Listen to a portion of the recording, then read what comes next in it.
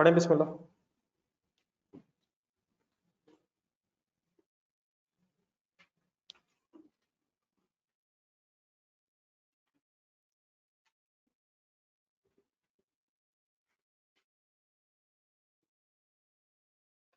Book खोल के रख लें साथ, जरा जहाँ जहाँ जरूरत पड़ेगी रिवाइज करना। Volume 2।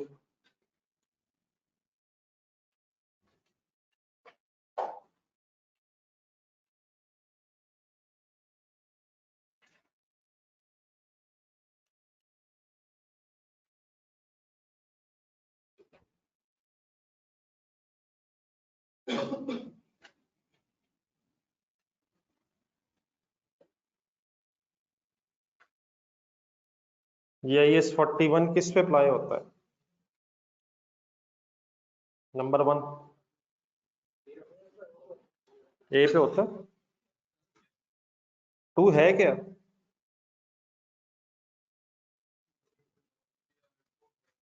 Logs held in would yard, ये क्या चीज है?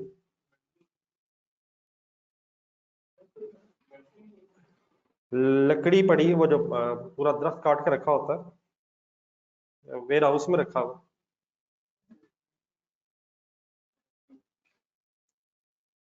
जिस वक्त ये लॉग काटा होगा, दरख्त को काटा होगा, उस वक्त कौन सा स्टैंडर्ड लगा होगा?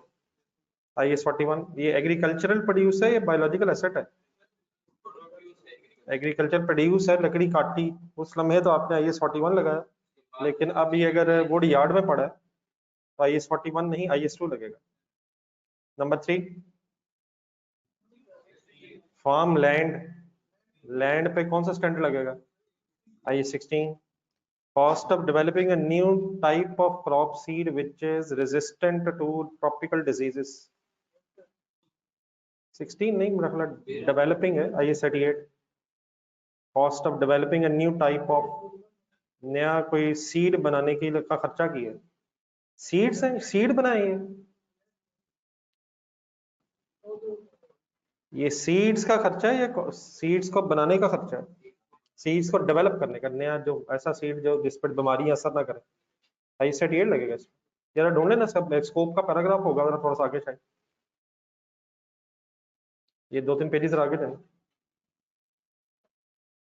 स्कोप पैराग्राफ किस पे लगता है, बल्कि किस पे नहीं लगता, ये भी शायद उधर लिखा होगा, 3-4 पेजेस आगे छोड़ के। ढूंढने का कौन सा पेज, चौथा पेज हो शायद चैप्टर का। 162 है जी। ऊंची बात है, पढ़ दें किस पे लगता है।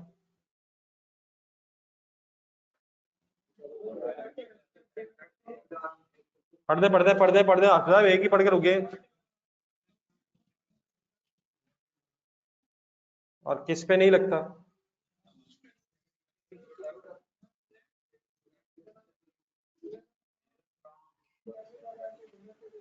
और कोई इंटेंजिबल एसेट अगर जनरेट हो रहा था तो उसका IAS 38 लगेगा। ठीक है, तो ऑप्शन बताएं कौन सी है।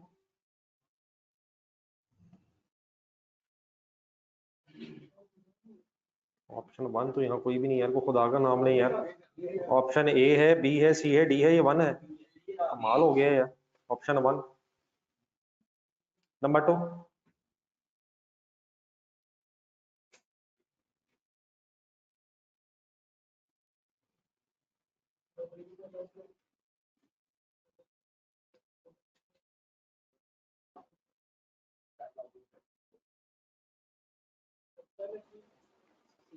मेरा ख्याल भी ये नहीं है यार। ऑप्शन, ठीक है, लैंड पे कौन सा, इंटेंजिबल एसेट्स पे कौन सा? 41 थर्ड। एग्रीकल्चरल प्रोड्यूस पे IAS 41 सिर्फ कब लगता है? At the point of harvest लगता है। Agricultural activities the management of biological transformation, ये पहला पेज देखें, उसके जरा डेफिनेशन देखें। ये तीनों ही डेफिनेशन के हिस्से हैं मेरे ख्याल में। Agricultural activities the management of biological transformation for the purpose of sale, for additional biological assets and for agriculture produce, तीनों है। जरा एक नजर देख लें, जरा फर्स्ट पेज के नीचे डेफिनेशन लिखी हुई। ठीक है जी, सी।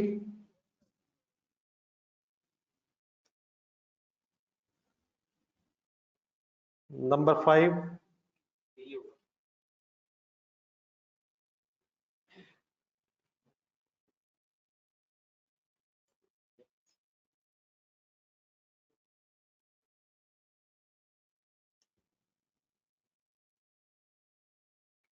जान स्टूडेंट्स,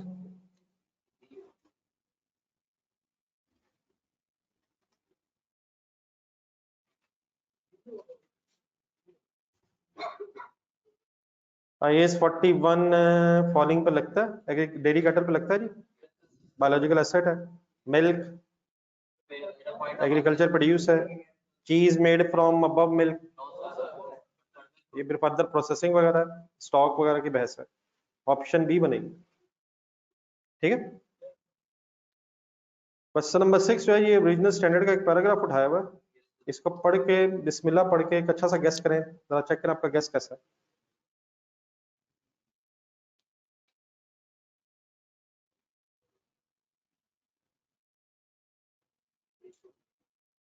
थोड़ी सी ट्राई करेंगे तो मेरे ख्याल अच्छा गैस बन जाए ना।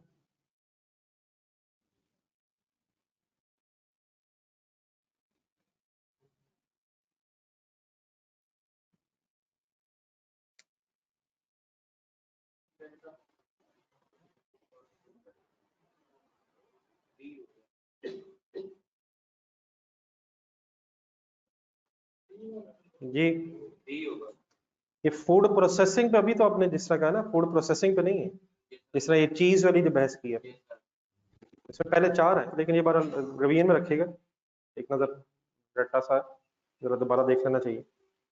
फूड प्रोसेसिंग, ये जो मिल्क से चीज बनी है, इस पे फिर एप्लीकेबल नहीं है। बाकी अगर गौर से सोचा जाए तो लाइव स्टॉक रेजिंग, दरख्त उगाना, फॉरेस्टिंग, क्रॉप्स, एनिमल, पीरियल, कल्टीवेटिंग ऑर्चर्ड्स, ये है एग्रीकल्चरल एक्टिविटीज। ठीक है, ऑप्शन डी। चलिए कुछ आसान से एग्जांपल्स आ रही हैं फिलहाल, 7 30 seconds.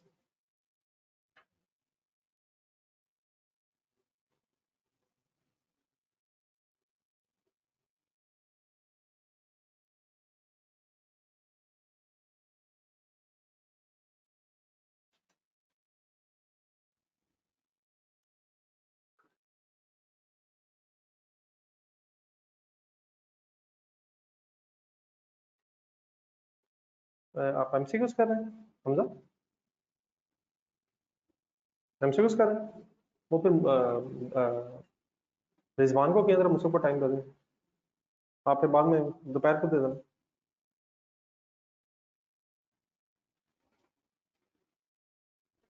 Bearer plant biological asset है, लेकिन उसका उसकी जो काउंटिंग है वो IAS 16 में। बेरर प्लांट पे IAS 41 मींस उसका काउंटिंग ट्रीटमेंट नहीं उसमें होता। ठीक है,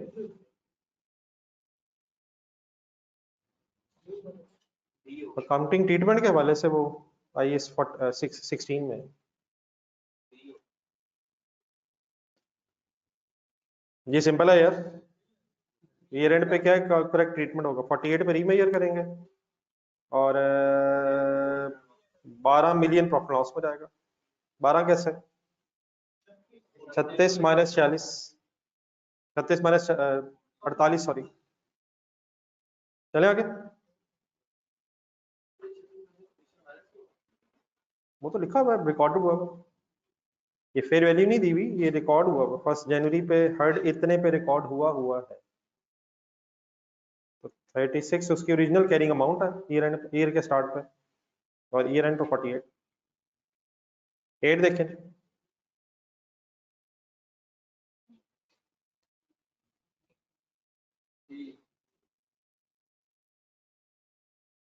ये पेज सेकंड पेज देखें जरा, रिकॉग्निशन क्राइटेरिया दोनों का सेम है।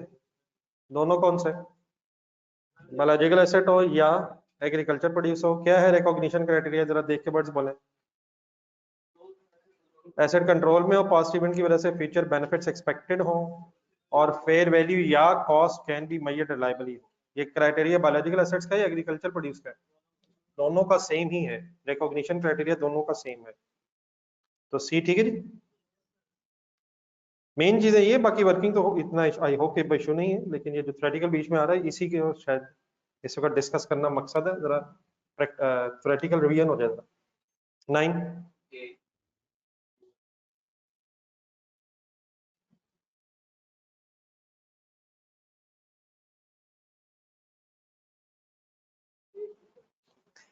बी पे कौन सा स्टैंडर्ड लगेगा? सी पे, और सोच के बताएं डी पे।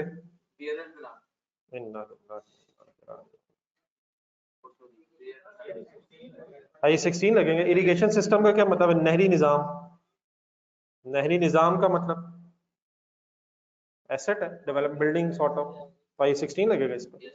इरिगेशन सिस्टम बना रहे हैं जिसकी लाइफ 1 साल से ज्यादा है, क्या एंट्री करेंगे? कैपिटलाइज करेंगे, बाद में डेप्रिशिएट करेंगे जितना उसकी लाइफ है। तो लिखना है जरा स्टैंडर्ड्स के नाम जिन पर जो लगेंगे। IS2 लगेगा, IS88 लगेगा, IS16 लगेगा, और ए पे कौन सा लगेगा? 41 ही लगेगा। कैलकुलेशन आ रही है छोटी सी, नंबर 10।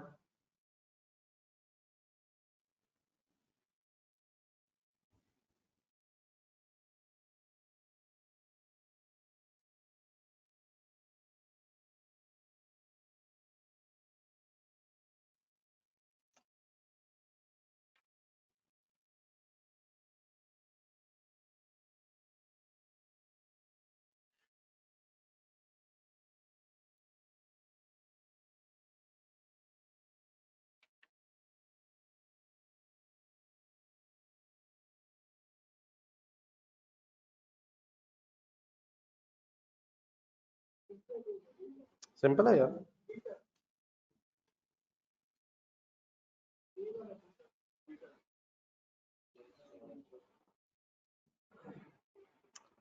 ठीक है जी। बी 170 माइनस 5 मीन 165 पे अपीयर होगा, और 165 माइनस 140 25 मिलियन का गेन प्रॉफिट एंड लॉस में जाएगा। ओके 11।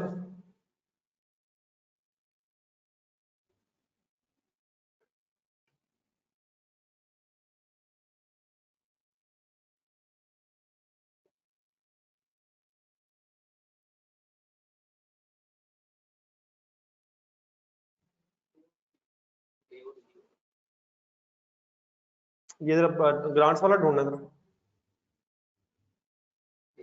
ग्रांट्स वाला टेबल।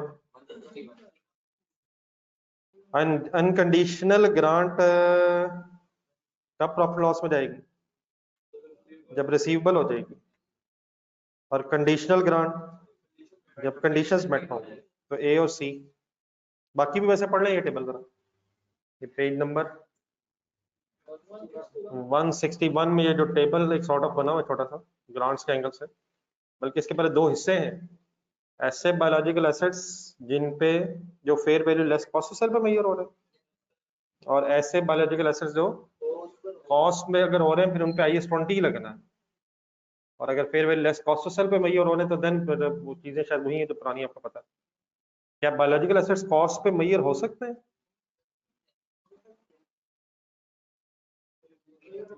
हो सकते हैं सर। अगर फेयर वैल्यू रिलायबली इनिशियली नहीं मिली है तो entity cost model of IS16 use कर सकती है। लेकिन एग्रीकल्चर प्रोड्यूस के लिए क्या अजम्पशन है? लेकिन उधर वापस जाए जरा, अगर कॉस्ट मॉडल जहन में लाए जरा जो IS16 वाला है, अगर सब्सिक्वेंटली फेयर वैल्यू मिल जाए तो IS16 में नहीं रहना, IS41 में आके फिर fair value less cost to sale वाला ट्रीटमेंट करना है। बायोलॉजिकल एसेट्स पे IS16 वाला फेयर रिवैल्यूएशन मॉडल यूज नहीं होना। ठीक है 12 देखें।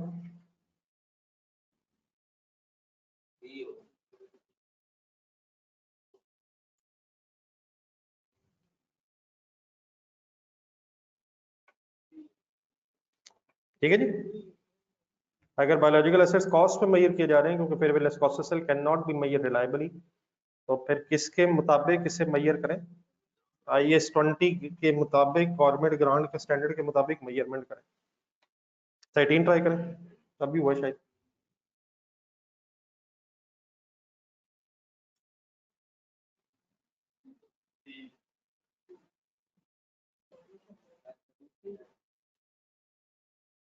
ये ठीक है जी। सी कंडीशनल ग्रांट अगर बायोलॉजिकल एसेट्स मेजर हो रहे हैं fair value less cost to sale पे तो should be recognised as income when the conditions are met।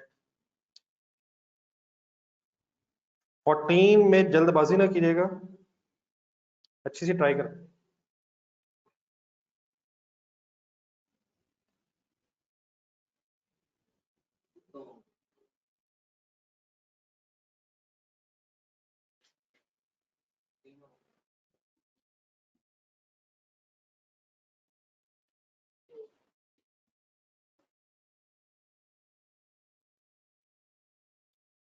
Ji honest,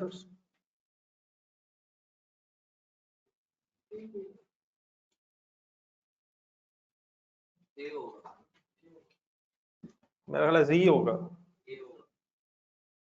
कभी सी होगा कभी ए होगा। पहली लाइन गौर से पढ़े, ना ए है ना सी है, ना ई है ना एफ है।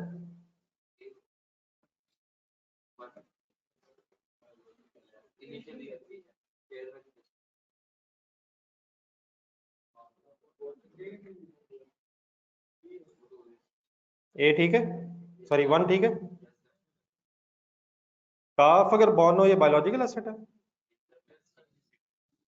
तो उस वक्त गेन लॉस आता है, इनिशियल रिकॉग्निशन पे गेन लॉस आता है। गेन ही चले आएगा लेकिन गेन भी आ सकता है। 3 as a result of harvesting भी गेन लॉस आता है, लेकिन ये बायोलॉजिकल एसेट नहीं है, ये एग्रीकल्चर प्रोड्यूस है, तो इसलिए आंसर में आप 3 नहीं कहेंगे, क्योंकि उसने ऊपर कहा है गेन लॉस में arise on the initial recognition of a biological asset. 3 पे भी आता है, लेकिन 3 बायोलॉजिकल एसेट नहीं, एग्रीकल्चर प्रोड्यूस है। तो बात समझ रही मैं क्या कर रहा हूँ? तो ऑप्शन क्या बनी? सी क्यों नहीं? सी पे भी गेन लॉस आता है, लेकिन वो पूछ रहा हमसे कि बायोलॉजिकल एसेट्स पे गेन लॉस इनिशियल रिकॉग्निशन में कब आता है, हार्वेस्टिंग के रिजल्ट में क्या निकलता है? तो एग्रीकल्चर प्रोड्यूस पे भी गेन लॉस आता है, लेकिन वो पूछ नहीं रहा। डन है पीस। 15 ये ऑनलाइन स्टूडेंट्स आपको क्लियर हो गए? 14 15 करेंगे।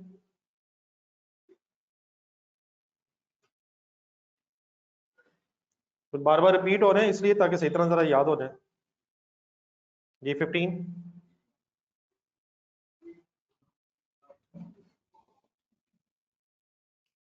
16 करें।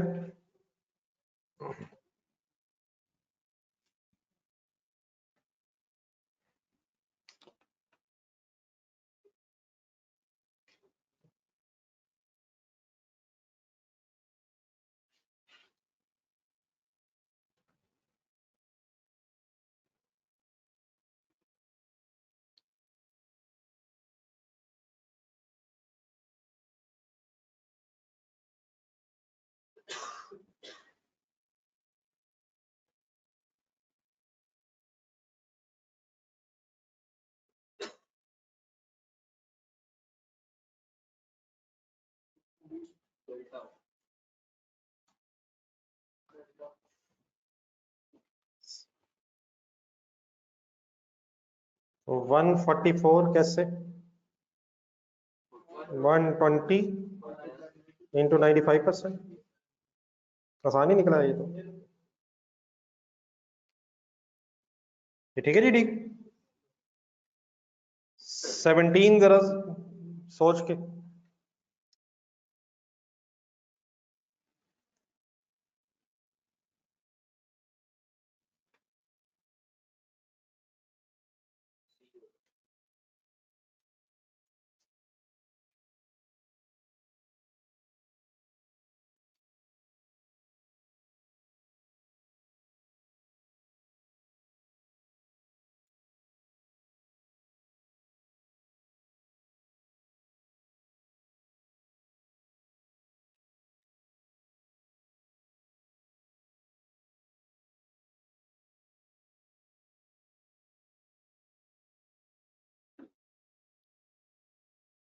जी सर 17 जी ऑनलाइन स्टूडेंट्स।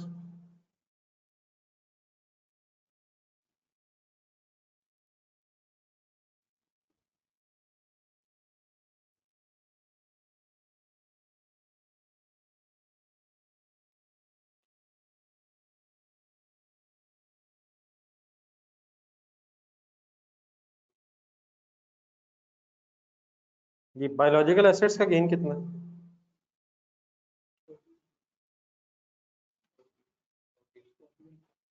14। और कुछ और भी जाना है क्या? क्या जाना है सर? 8 की एंट्री बताएं।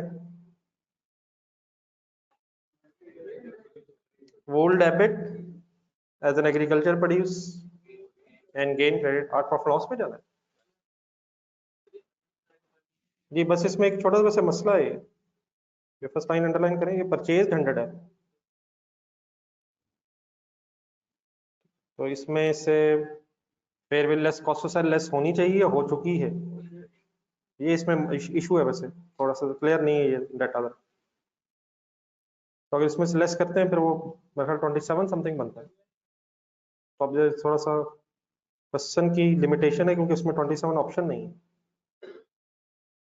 तो वैसे सही है आपकी बात, यहाँ लिखा परचेज्ड, तो 100 में से कमीशन पे शायद लेस होना चाहिए, fair value initially recorded at fair value less cost of sale. ठीक है, तो थोड़ा सा क्वेश्चन का इशू है, क्वेश्चन मार्क लगा लो, डिफरेंट भी हो सकता है।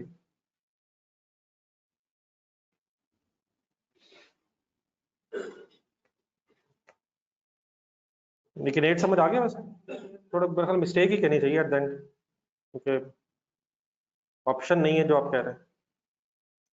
18 करें सर? अच्छा 18 काफी सीरियस है,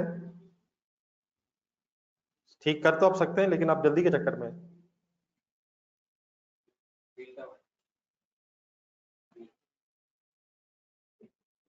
जी ऑनलाइन स्टूडेंट्स काइंडली 18।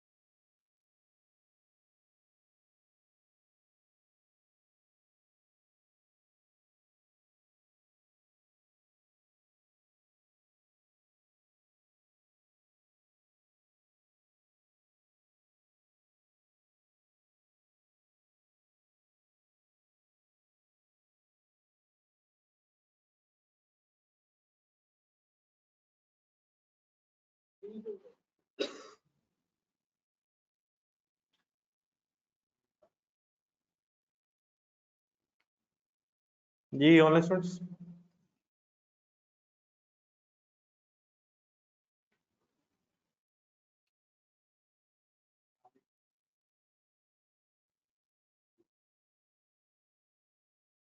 जी सर ये जो गार्डन है ना, ये बेरर प्लांट है, और अगर बेरर प्लांट है तो IS 41 नहीं लगना, IS 16 लगना है। और नीचे वो कह रहा है कि जो चीजें IS 16 में आ रही हैं उनके लिए कॉस्ट मॉडल है। तो बात समझ आ जाएगी। तो लैंड 120 मिलियन कौन सा स्टैंडर्ड है? तो इसने तो एज इट इज 120 पे रहना है। फेयर वैल्यू अगर दी भी हुई है तो हमने क्यों कंसिडर नहीं करनी, उनके कॉस्ट मॉडल यूज हो रहा है। गार्डन की कॉस्ट क्या है? 30। और once again garden bear plant होने की वजह से IS 16 में ही रहना है और कॉस्ट मॉडल ही यूज होना है। लेकिन एक काम और भी होना है फिर, अगर कॉस्ट मॉडल यूज होना है 30 डिवाइड बाय 3 भी होना है, डेप्रिसिएशन चार्ज होनी है, तो 20 ये हो जाएगा। तो इनको मिला के 140 बनता है। आपने टोटल अमाउंट बतानी नॉन करंट एसेट्स की। इन दोनों पे IS 41 क्यों नहीं लग रहा? लैंड वैसे ही IS 16 में जानी है और वहां कॉस्ट मॉडल है। और गार्डन कैसे पता चला है मुझे कि ये बेरर प्लांट है? लिखा हुआ है, मतलब सेकंड लाइन लिखी हुई है, expected to give agriculture produce for 3 years before replantation. क्या होता है बेरर प्लांट, जरा डेफिनेशन ढूंढे। नहीं सिर्फ मोर देन वन नहीं है, मतलब एग्रीकल्चर प्रोड्यूस के लिए हो, 1 साल से ज्यादा के लिए हो, और एक्सपेक्टेड यही हो कि हम इसे स्क्रैप के अलावा काट के नहीं बेचेंगे। थर्ड के वर्ड्स के unlikely to cut and sell as an agriculture produce except for scrap sale. 3 साल बाद अगर कोई लकड़ियां बच जाएंगी तो उसको तो काट के शायद हम बेच देंगे, लेकिन अदरवाइज काट के बेचने का इरादा नहीं है। ठीक है प्लीज। तो कौन सा स्टैंडर्ड लगा ही नहीं इधर? वो क्यों नहीं लगा? ना लैंड पे लगा ना बेयर प्लांट पे लगा। 19 ये ऑनर्स ओके प्लीज। ये इसका आंसर क्या बना जी 18 का? 19 करें।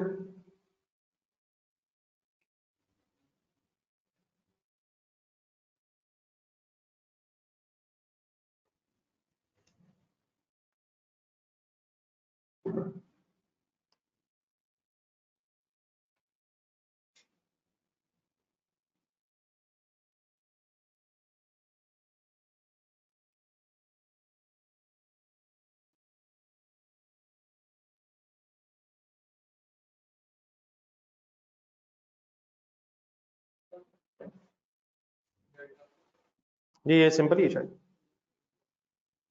इनिशियली 10.5 है साल के शुरू में, और fair value less cost of sale 13 into 98%, तो 2.2 मिलियन का गेन बनता है, 2.24 मिलियन का। तो 20th करें जिन्होंने कर ली।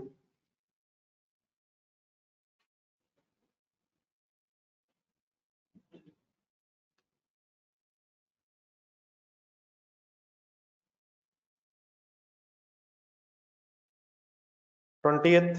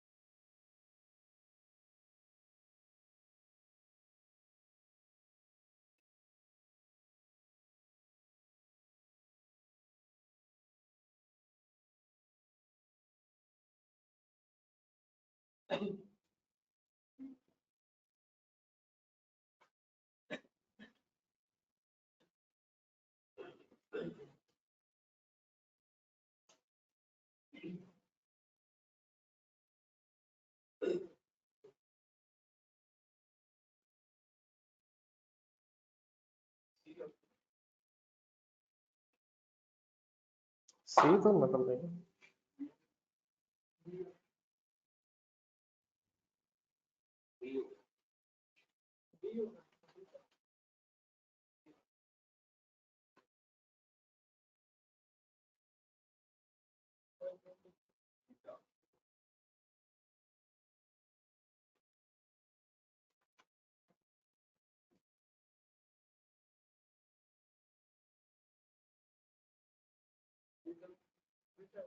बी है ये मेरे ख्याल में।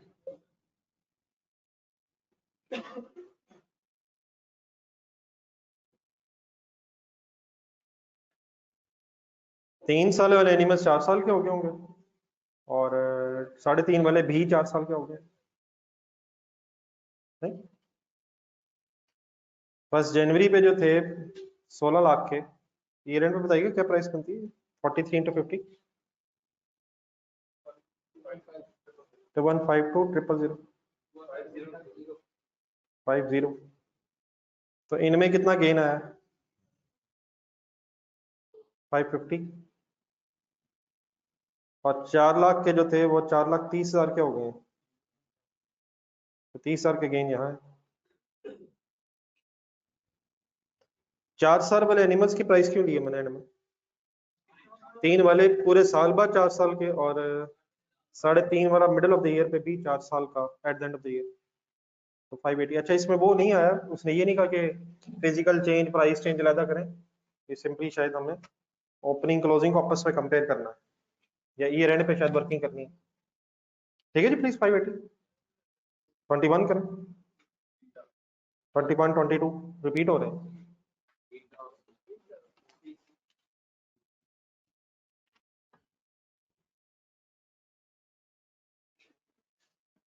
जी ऑल स्टूडेंट्स 21 ठीक है भी,